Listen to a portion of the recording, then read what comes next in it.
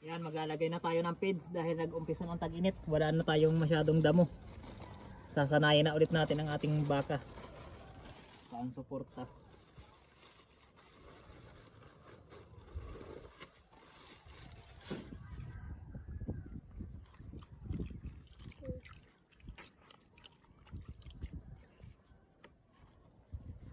Tingnan natin kung kilala pa niya itong feeds.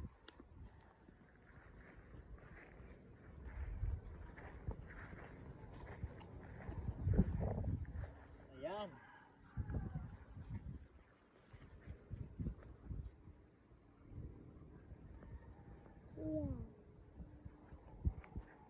Taas na niya, no? Uy, sabik na sabik sa feeds. Yeah. Ayan, kung napapansin nyo mga idol, ang damo dito sa amin, wala na talaga. Mukhang makakadamak ang ating kwan. Makaka-unli feeds to.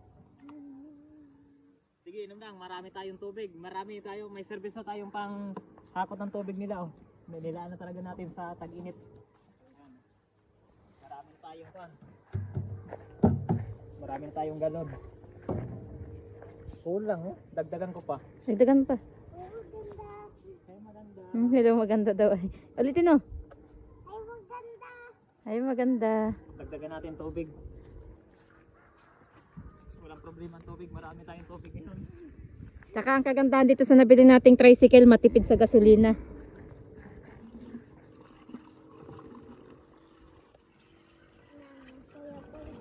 Oh, masaya daw siya. Ay, nasayapan? Oh, diba? Nasarapan sa pizza. Oh. Kahit hindi na kumain ng damo. Ayos na. Buntis ko pati yung aking alaga na yan. Oh. Kung napapansin nyo, dawit na ang tiyan niya. Wala. Ilang months na to? 5? 5. 5 months. Oh! Oh! Ubus agad. Ayos ah. Isa pa? Dagdagi pa. Problem. Kapag sundan natin. Pinay, nasunod pa, oh. Ano? Ito. Ay! Nasamidan. Nasayahan siya to, no? Dagdagan pa natin dahil gusto pa. Gusto pa. Ayan oh, humihingi pa oh. Humihingi pa siya, oh. Hon.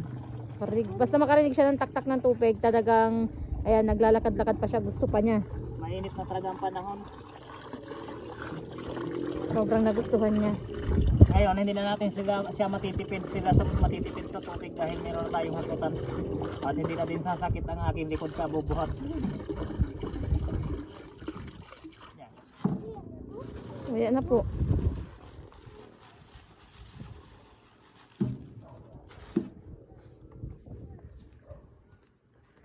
Oh, gustong gusto oh. Nagustuhan. Grabe.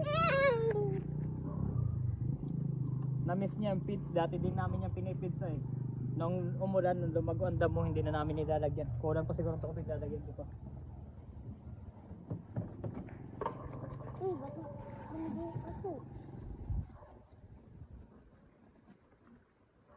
Yan, kulang tubig, oh. Nahingi pa, oh. Ano kulang pa? Gusto pa. Lagyan mo.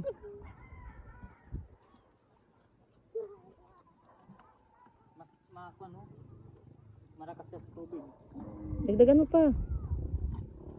O, isipin yan kung wala tayong service ay yung ininom nito, 3 hakot na natin. Yung ininom lang niya dito. Dagdagan natin.